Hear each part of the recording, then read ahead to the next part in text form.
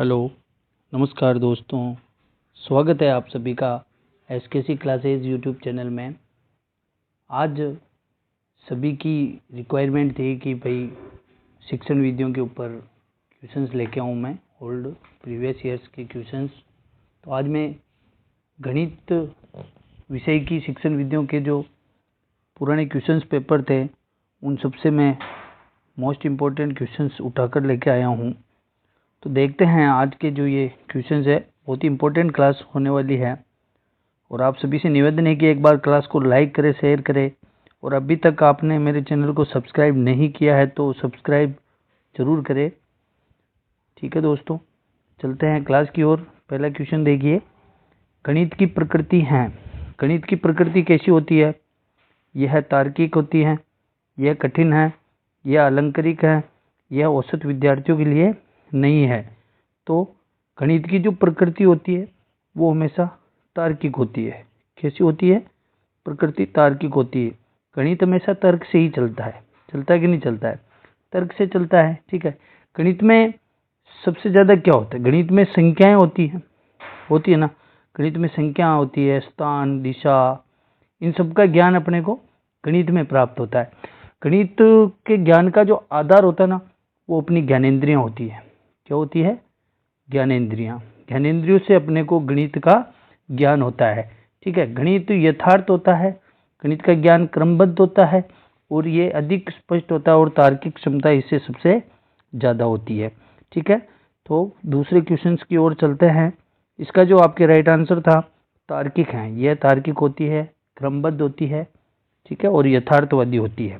Next question देखो, क्रियात्मक गणित का महत्व है। क्रियात्मक गणित का महत्व क्या होता है? प्रत्यक्ष अनुभव, स्वयं करके सीखना, अवधारणाओं का स्पष्ट होना, या फिर उपरोक्त सभी। तो गणित से अपने को प्रत्यक्ष अनुभव प्राप्त होते हैं। बिल्कुल होते हैं, गणित से अनुभव प्राप्त होते हैं। आज आप 5वीं कक्षा का कोई विद्यार्थी है, वो विद्यालय के अंदर अगर कुछ भी सीख के आ रहा है और उसका अपने व्यवहारिक जीवन में प्रयोग कर रहा है, जैसे कि वो शॉप पे जा रहा है कोई सामान लेने के लिए घर के लिए, तो वहां उसको पता है कि 100 रुपये दे के भेजा है, उसने 50 का एक सामान लिया, 20 का एक सामान लिया, तो दुकान वाला उसको 30 रुपये वापस देगा। लेकिन वो भी तो उस हिसाब को करेगा ना कि 50 और 20 70 हो गए तो 30 वापस आ जाएंगे। तो यह उसका प्रत्यक्ष अनुभव है। वो गणित से उसने, क्रियात्मक गणित का महत्व यही होता है, प्रत्यक्ष अनुभव, स्वयं करके सीखना, और उसकी जो उदाहरणाएं होती है वो स्पष्ट हो जाती है। ठीक है। तो इसका जो आंसर होगा उपरोक्त सभी। ये तीनों जो है आपके क्रियात्मक गणित के महत्व है, प्रत्यक्ष अनुभव, स्वयं करके सीखना, और उदाहरणों का स्पष्ट होना।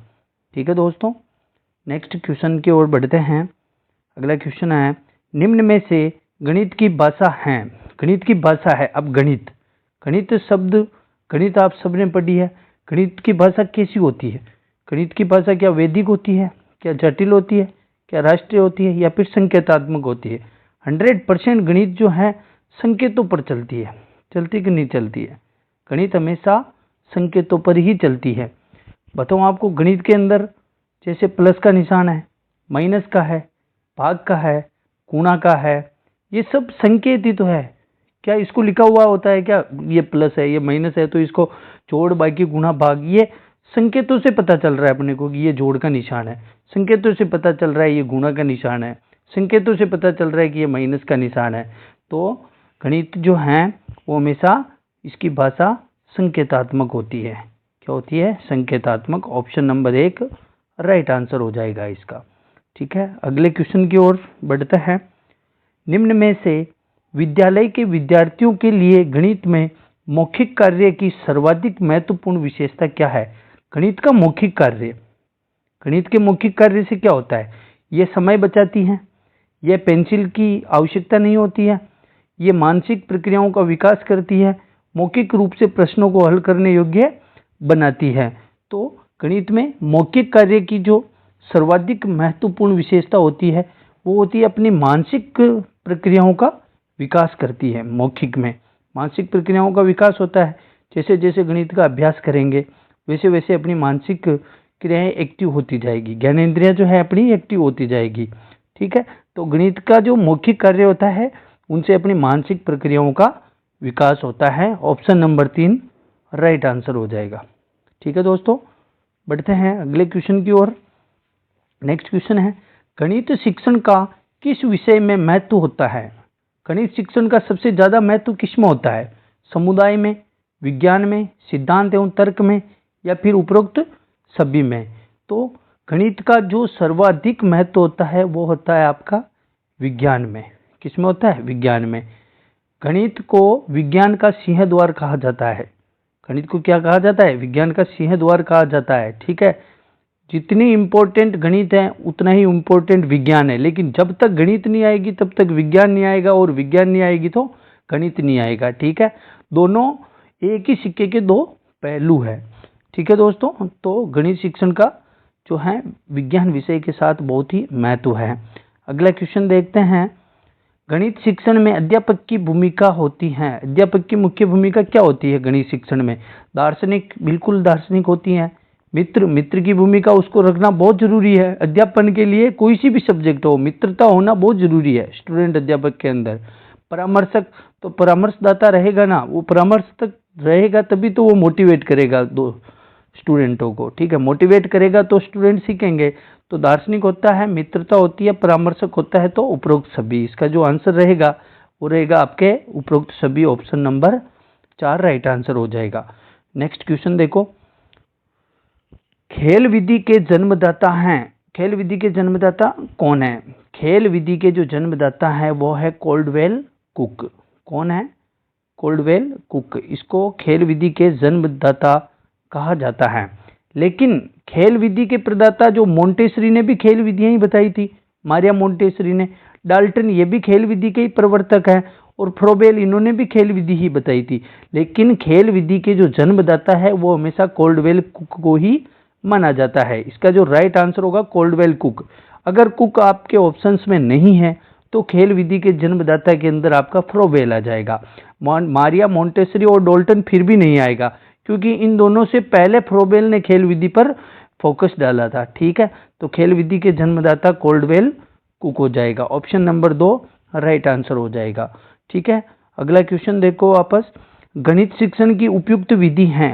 गणित शिक्षण की कौन सी विधि सर्वाधिक उपयुक्त होती है? कौन सी विधि होती है? व्याख्या विधि, प्रदर्शन विधि, आगमन निगमन विधि, या फिर उपरोक्त सभी? तो व्याख्या विधि का कोई रोल नहीं होता है गणित के अंदर। गणित के अंदर किस टॉपिक को पढ़ाएंगे व्याख्या से? किसी को नहीं पढ़ा सकते हैं। प्रदर्शन विधि का भी नहीं होता है। आगमन और निगमन, आगमन और निगमन, इन दोनों विधियों का सर्वाधिक प्रयोग होता है गणित के अंदर। आगमन और निगमन का ही गणित के अंदर सर्वाधिक प्रयोग किया जाता है। दोनों विधियां एक दूसरे के सहयोग से चलती हैं। ठीक है, जैसे आगमन विधि है और निगमन विधि है, तो दोनों को मैं आपको थोड़ा सा समझा देता हूं कि एक तरफ देखो आप आगमन है, ठीक, एक तरफ आगमन और एक तरफ है निगमन।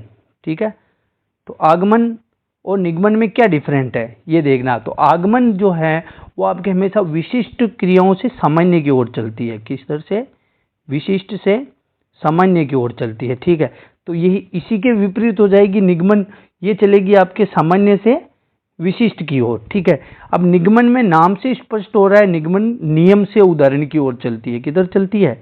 नियम से उदाहरण की ओर चलती है। और आगमन जो है उदाहरण से नियम की ओर चलती है। ठीक है, इसके अंदर और देखिए आप, छात्र केंद्रित दोनों विधियां छात्र केंद्रित होती है? नहीं होती है, दोनों विधियां छात्र केंद्रित नहीं होती है। याद रख लेना अच्छे से, आगमन विधि जो है, आगमन विधि है यही केवल छात्र केंद्रित होती है। आगमन विधि छात्र केंद्रित होती है, याद रख लेना। निगमन विधि कभी भी छात्र केंद्रित नहीं होती है। निगमन विधि हमेशा अध्यापक केंद्रित होती है। निगमन विधि में नियम पहले बता दिए जाते हैं, और नियम अगर स्टूडेंट्स को पहले ही बता दिए जाएंगे तो वो किस प्रक्रिया को सर्वाधिक महत्व देंगे? रटंत प्रक्रिया को देंगे कि नहीं देंगे? तो आगमन सर्वश्रेष्ठ विधि है, लेकिन आगमन और निगमन दोनों को अगर एक साथ लेके पढ़ाया जाएगा तो सर्वाधिक उपयुक्त रहेगा। क्योंकि आगमन के अंदर क्या होता है, पहले उदाहरण दिए जाते हैं अध्यापक के द्वारा। पहले उदाहरण देके, उदाहरण जैसे उसने बताया कि भाई सरल ब्याज का, जैसे उसने कोई उदाहरण लिया, ठीक है, सरल ब्याज का उसने उदाहरण लिया। उसने लिया कि भाई कोई सा भी, जैसे आप क्वेश्चंस ले लो कि राम 5,000 रुपये किसी को उधार देता है 2% साधारण ब्याज की दर से 2 साल के लिए, ठीक है, कितने साल के लिए देता है? 2 साल के लिए। तो अब इसको वो क्वेश्चंस को समझाएगा कि 5,000 रुपये दे रहा है, कितने दे रहा है? 5,000 रुपये दे रहा है, कितने वर्ष के लिए दे रहा है? 2 वर्ष के लिए दे रहा है, तो गुणा 2 कर देंगे। और कितना प्रतिशत ब्याज ले रहा है? 2% ब्याज ले रहा है, यानी कि 100 में से 2 ले रहा है, तो 2/100 कर देंगे, ठीक है। तो इसको फिर वो हल करेंगे, तो 2 सुपर से 2 सुपर, 2 दूनी 4 और 5 चौक 20, तो इसका आंसर आ जाएगा 200 रुपये उसका ब्याज बन जाएगा। तो ये उसने कैसे किया? पहले नियम थोड़ी बताया उसने, पहले उदाहरण बताया, अब वो नियम की स्थापना करेगा। उसने कहा कि भाई 5,000 अपन ने सर्वप्रथम 5,000 रुपये लिखे, तो 5,000 उसका क्या था? मूलधन था ना, मूलधन था, इंटू उसने जो कितने वर्षों के लिए दिया था? 2 वर्ष के लिए, तो मूलधन इंटू समय हो गया, ठीक है। और बाद में उसने दर लगा दी, ठीक है, और बटेवा में 100, दर के हमेशा भाग के अंदर 100 आएगा, तो मूलधन इंटू दर इंटू समय बटेवा 100, ये आपके सरल ब्याज का क्या हो गया? सूत्र हो गया। तो उदाहरण से नियम की ओर जो विधि चलती है वो आगमन, अगर ऐसे आप सिखाओगे। अब डायरेक्ट निगमन में क्या होता है? डायरेक्ट पहले सूत्र बता दिया जाता है, डायरेक्ट सूत्र बता दिया जाएगा। तो अगर उसका उदाहरण ही नहीं बताएंगे, सूत्र बता देंगे, तो फिर स्टूडेंट्स कैसे सीखेगा? उसको क्या पता है कि ये मूलधन 5,000 है या 2 है? क्या पता उसको? नहीं है ना। तो पहले उदाहरण देके फिर नियम की स्थापना करवाई जाएगी। तो सर्वाधिक उपयुक्त होती है आगमन, ठीक है, सर्वाधिक उपयुक्त आगमन होती है। लेकिन आगमन और निगमन को अगर एक साथ मिलाकर पढ़ाएंगे तो वो सर्वोत्कृष्ट विधि हो जाएगी। तो इसका जो क्वेश्चन पे लौटते हैं वापस, क्वेश्चन था गणित शिक्षण की उपयुक्त विधि हो जाएगी आगमन और निगमन विधि, ठीक है, आगमन और निगमन विधि हो जाएगी, ठीक है दोस्तों। नेक्स्ट क्वेश्चन की ओर चलते हैं। आगमन विधि निम्न में से किसके लिए उपयुक्त है? अभी बताया था मैंने, आगमन विधि किसके लिए उपयुक्त होती है? अभी जस्ट मैंने पूरा उदाहरण दे के बताया था तुम लोगों को, उससे पहले उदाहरण बताया फिर उसने नियम दिया, इसका मतलब वो सूत्र स्थापित करने वाली विधि है। क्या है? सूत्र स्थापित कर, सूत्रों को ही तो नियम बोलते हैं। क्या बोलते हैं? नियम, सूत्र सब एक ही तो बात है। सवाल को सूत्र द्वारा हल करने के लिए नहीं होता है, सवाल को समझने के लिए नहीं है, सवाल को बनाने के लिए नहीं है, सूत्र स्थापित करने के लिए आगमन विधि का प्रयोग किया जाता है। Option number 1 is right answer हो जाएगा। नेक्स्ट क्वेश्चन देखो, गणित की भाषा में निम्न में से किसका प्रयोग नहीं किया जाता है? गणित की भाषा के अंदर कौन सा प्रयोग नहीं होता है? ऑप्शन देखो, गणितीय सूत्रों का, सूत्रों का तो प्रयोग गणित के अंदर होता है। गणितीय संकेतों का, बिल्कुल गणित के संकेतों का प्रयोग हो रहा है, जैसे गुणा, भाग, जोड़, बाकी हो रहा है ना प्रयोग। गणित में संख्याओं का बिल्कुल सबसे बड़ा रोल संख्याओं का होता है। इनमें से कोई नहीं, बिल्कुल इनमें से कोई नहीं, इसका जो आंसर होगा इनमें से कोई नहीं, क्योंकि ये पूछ रहा है किसका प्रयोग नहीं किया जाता है, क्योंकि तीनों का अगर किया जाता है तो ऑप्शन हो जाएगा 4 नंबर। ऐसे क्वेश्चंस में अपन कंफ्यूज हो जाते हैं, क्यों होते हैं कि अब चौथा ऑप्शन इनमें से कोई नहीं, तो इनमें से कोई नहीं तो कभी भी आंसर होता ही नहीं है। बहुत सी, मतलब 99% चांसेस में ऐसा कोई ऑप्शन डलता नहीं है। अगर डाल रखा तो अपन क्या सोचते हैं, यार इन तीनों में से एक ना एक उत्तर है, ये तो करते ही नहीं है। अगर उपरोक्त सभी होता तो कर देते, लेकिन ये नहीं पूछ रहा है, नहीं में आ जाएगा इनमें से कोई नहीं। नेक्स्ट क्वेश्चन देखो, गणित की अच्छी पाठ्य पुस्तक के चयन के समय हमें किस बात का ध्यान रखना चाहिए? पाठ्य पुस्तक का चयन कर रहे हैं, ठीक है, प्रश्नावली के सारे प्रश्न हल किए हुए हो, अगर सारे प्रश्न हल किए हुए होंगे तो फिर स्टूडेंट्स क्या करेगा? रटेगा उनको, और क्या, क्योंकि सारे क्वेश्चनों का अगर हल उसके किताब के अंदर ही दे दिया जाएगा तो स्टूडेंट प्रैक्टिस कैसे करेगा, अभ्यास कैसे करेगा? तो ये कथन तो आपका गलत हो जाएगा। पर्याप्त मात्रा में उदाहरण एवं प्रश्नावली में प्रश्न हो, बिल्कुल पर्याप्त मात्रा में उदाहरण भी होने चाहिए और प्रश्नावली में प्रश्न भी होने चाहिए, ये कथन ठीक है। फिर भी आगे वाले कथन देके, उदाहरण ज्यादा और प्रश्न कम हो, नहीं, उदाहरण ज्यादा होंगे और प्रश्न कम होंगे, तो उदाहरण 4 उदाहरण दे रखे 2 प्रश्न दे रखे तो उसका पूर्णतः अभ्यास नहीं हो पाएगा। तो ये कथन भी थोड़ा सा कम सही है, उदाहरण कम और प्रश्न ज्यादा ये नहीं हो सकता है। तो इसके अंदर सबसे सर्वश्रेष्ठ उत्तर जो होगा, पर्याप्त मात्रा में उदाहरण होंगे और पर्याप्त मात्रा में प्रश्नावली के अंदर प्रश्न होंगे, तभी पाठ्य पुस्तक सर्वोत्कृष्ट मानी जाएगी, ठीक है। नेक्स्ट क्वेश्चन देखो, गणित सभ्यता और संस्कृति का दर्पण है, यह परिभाषा किसने दी थी? गणित सभ्यता और संस्कृति का दर्पण है, तो यह जो परिभाषा दी थी आपके होगबेन ने, किसने दी थी? होगबेन ने, ठीक है। इसका राइट आंसर हो जाएगा ऑप्शन नंबर 2। नेक्स्ट क्वेश्चन पे चलते हैं। अगला क्वेश्चन है, गणित के अध्ययन से एक बच्चे में किस गुण का विकास होता है? गणित से किस गुण का विकास होता है? पहली प्रकृति जो थी, गणित की प्रकृति का पहला ही पॉइंट है, गणित एक तार्किक विषय है। बिल्कुल है, तार्किक विषय है ना। और इसके अंदर ऑप्शन में अपने को मिल रहा है तार्किक सोच, तो ये तो सही है। आत्मविश्वास, बिल्कुल आत्मविश्वास बढ़ेगा बच्चे का गणित के अध्ययन से, क्योंकि कोई भी क्वेश्चन जैसे कर रहा है, आज उसने कोई भी सवाल हल किए स्कूल के अंदर, जोड़ बाकी किए उसने, ठीक है, और घर जाके वो जब अगर शॉप पे गया कोई सामान लेने, ठीक है, वहां उसने अच्छे से हिसाब कर लिया, तो उसको अपने आप में आत्मविश्वास पैदा हो जाएगा, क्योंकि उसने जो सीखा था स्कूल के अंदर उसका उसने अच्छे से प्रयोग करना भी जान गया, वो तो आत्मविश्वास हो गया। तार्किक सोच उसके अंदर, विश्लेषण सोच, बिल्कुल विश्लेषण सोच का सर्वाधिक विकास गणित से ही होता है। तो इनमें से सभी आंसर हो जाएगा इसका, क्या हो जाएगा? इनमें से सभी, ठीक है। नेक्स्ट क्वेश्चन देखो, छोटी कक्षाओं में गणित विषय में रुचि उत्पन्न करने के लिए पढ़ाने का तरीका होता है।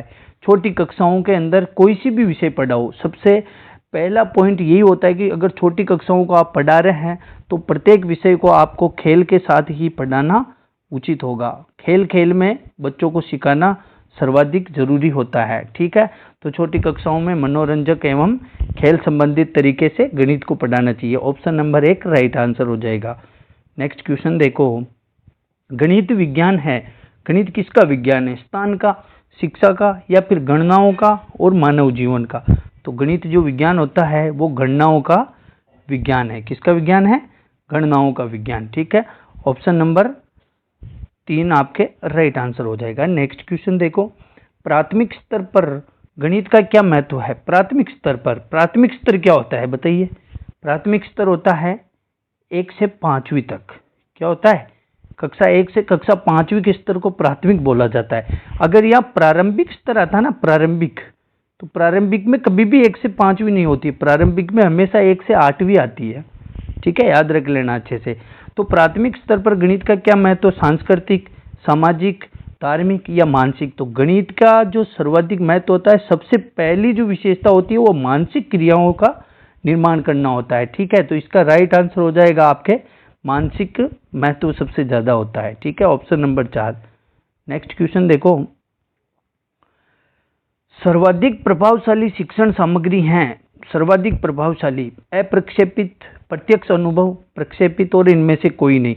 तो सर्वाधिक प्रभावशाली शिक्षण प्रत्येक विषय के अंदर हमेशा प्रत्यक्ष अनुभव ही होता है। प्रत्यक्ष अनुभव से ज्यादा कोई शिक्षण सामग्री नहीं होती। होती है क्या? प्रत्यक्ष अनुभव, स्वयं सेल्फ अनुभव ले रहा है व्यक्ति, तो उससे ज्यादा कोई सामग्री हो सकती है क्या?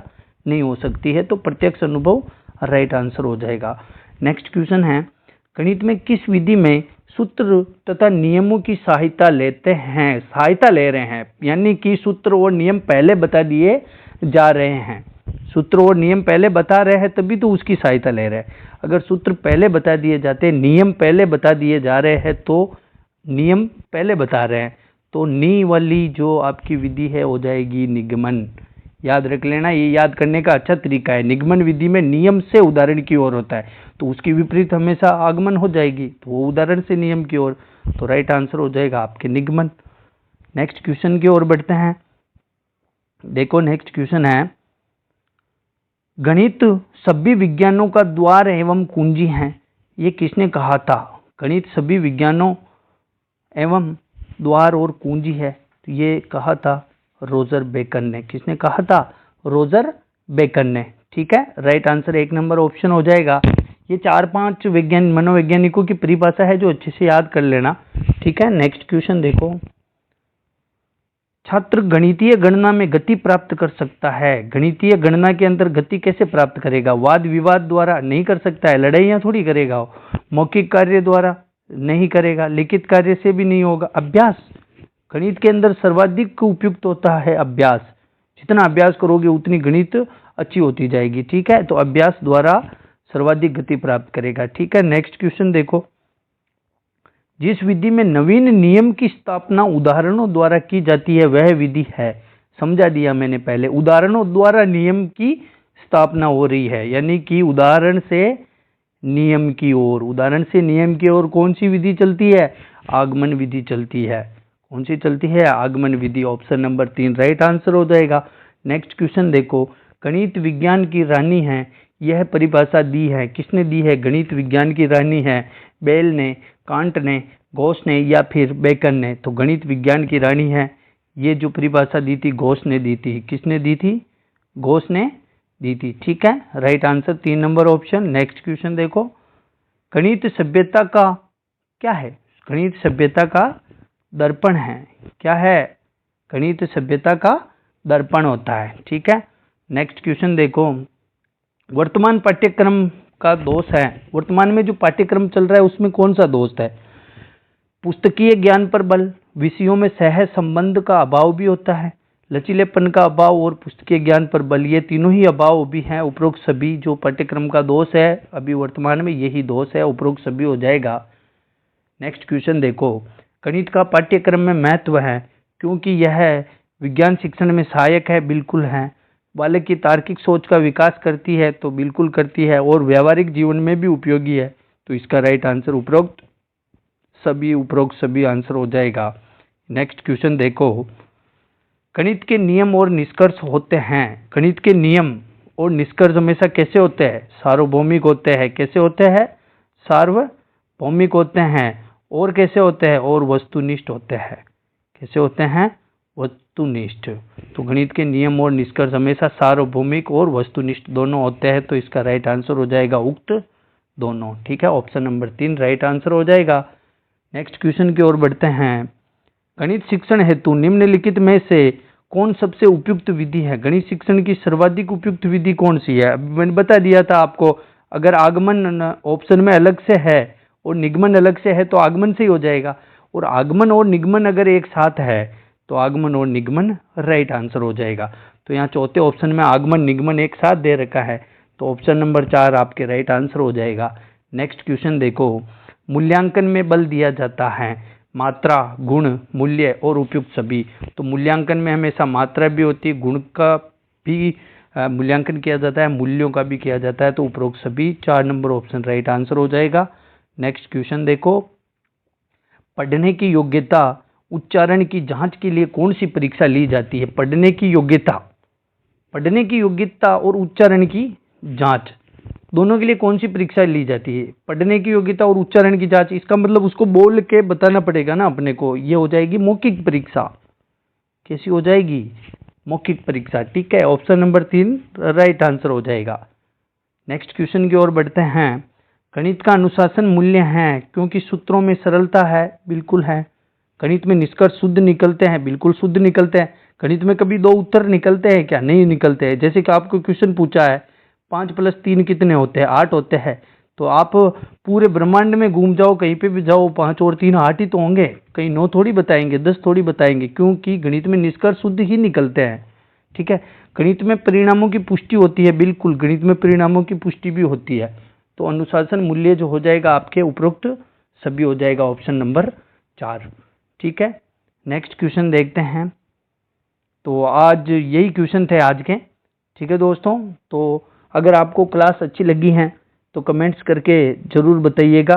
कल आपके जितने भी गणित शिक्षण विधियों में अगर क्वेश्चन रह रहे हैं वो आपको अच्छे से बता दूंगा मैं कल वाली क्लास के अंदर। ठीक है, और आज शाम को आपके 4:15-5 बजे के समथिंग वापस साइकोलॉजी के जो ओल्ड क्वेश्चंस पेपर सीरीज चल रही है वो चलती रहेगी। ठीक है दोस्तों, और गणित की शिक्षण विधियाँ 3 दिन के अंदर खत्म हो जाएगी। उसके बाद में आपके प्रत्येक सब्जेक्ट की शिक्षण विधियाँ आपको करवा दी जाएगी। सभी ओल्ड क्वेश्चंस पेपर बेस पे ही करवा रहा हूँ। ठीक है दोस्तों, अगर कोई टॉपिक फिर भी आपके समझ में नहीं आता है तो आप कमेंट्स करके ज़रूर बताइएगा, ताकि मैं उस पर आपके लिए वीडियो बना सकूँ। अगर आपने अभी तक हमारे चैनल को सब्सक्राइब नहीं किया है तो सब्सक्राइब ज़रूर करें और अपने सभी दोस्तों को शेयर करें। ठीक है दोस्तों, धन्यवाद।